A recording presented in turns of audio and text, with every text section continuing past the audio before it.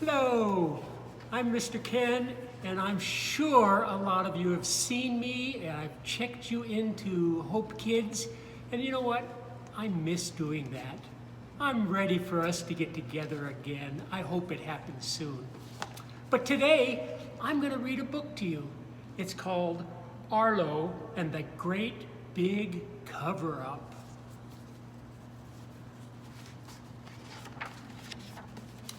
It happened during quiet rest time. Arlo noticed a scratch on the wall just over his bed. The scratch looked like a mouth. Arlo was not allowed to get off his bed during quiet rest time, but if he kept one foot on his bed and stretched his other leg out, he could reach the markers on his desk. Then Arlo did a very naughty thing. He took the cap off of the blue marker.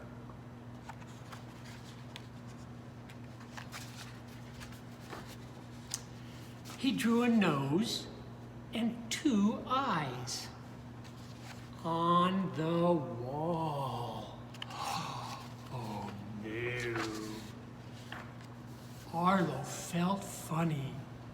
He was not allowed to draw on the wall, not with a pencil, not with a crayon, and above all, not with a marker. Arlo sat on the bed and thought. He took the cap off the brown marker and drew a frame around the face. He thought the frame might make the face look like it belonged on the wall. Arlo's square was not quite square, and he knew his mom would not be fooled. Arlo thought some more. He grabbed some tissues from the bedside table and started scrubbing. It was no use. The marker did not come off the wall, but it did smear together.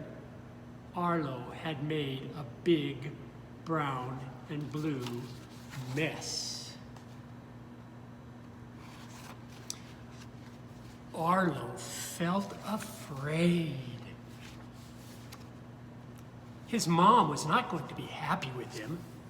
He must find a way to cover up the mess on the wall before the end of quiet rest time. He got off the bed. This time he didn't bother to keep one foot on. He dumped out his toy box, picked it up, and put it on the bed. It was no good. He could still see the mess on the wall. He piled up games on top of the box. The eyes on the wall kept looking at him. His heart was beating fast. He grabbed books and toys and piled them higher. Arlo had done it.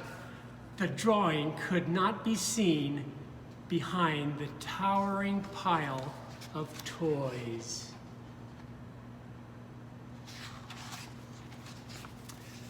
Just then, he heard his mom coming up the stairs. He scrambled under the bed. "Arlo," his mom said, "where are you?" Arlo kept quiet. His mom sat down on the bed. All at once, the tower came tumbling down. Arlo, she said, "come out here." Arlo crawled out from under the bed, but he covered his eyes. His mom picked him up and put him in her lap. "Arlo," she said, "did you color on the wall with a marker?" Arlo kept his hands over his eyes and shook his head. His mom pulled his hands away and looked him in the eye. "Arlo," she said, "did you color on the wall with a marker?" He looked back at her, and this time he told the truth. Yes, he said in a voice that could barely be heard. "Did you cover it up?" Arlo took a deep breath. "Yes," he said, a little louder this time. "Arlo," she said, "you disobeyed when you colored on the wall. You also disobeyed when you got off your bed to get your toys." Arlo threw his arms around his mother. I'm sorry I disobeyed." Arlo's mother gave him a tight squeeze. "I forgive you, Arlo." "Am I going to get punished?" he asked, without letting go. "Yes. You have lost your screen time for today and tomorrow." Arlo felt a little sad. He liked to watch a video while he ate his afternoon snack, but he couldn't feel too sad while his mom was hugging him. Then Arlo had a thought. He sat up and, with a worried voice, asked, "Will I ever have this mess? Will I always have this mess over my bed?"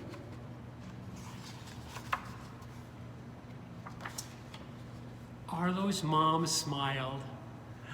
"I thought I would get my super sponge out from under the sink and clean it off. Would you like that?" "Oh, yes," Arlo said. As they walked downstairs to get the sponge, Arlo's mom said, "You know, sometimes when I do something wrong, I want to hide." Arlo was surprised. "You do? Who do you hide from?" "When I sin, I want to hide from God. I don't want him to know about it, and I don't want to talk to him because he might find out." "That's silly," said Arlo. "God always knows everything already." "I know," his mom said. "We can't hide our sin from God, and when we try, it only makes us unhappy." Arlo thought for a minute. "I was unhappy when I was hiding from you under the bed." "I know," his mom said, "and I knew that you would never be able to get the mess off the wall without my help. I'm glad you came out and told the truth. When we tell God the truth about our sin, he's ready and waiting to help us. That's why he sent his son, Jesus." Arlo looked at the clean wall. He threw his arms around his mom again. "Thank you for washing off the mess," he said. "Cleaned up is much better than covered up." The end.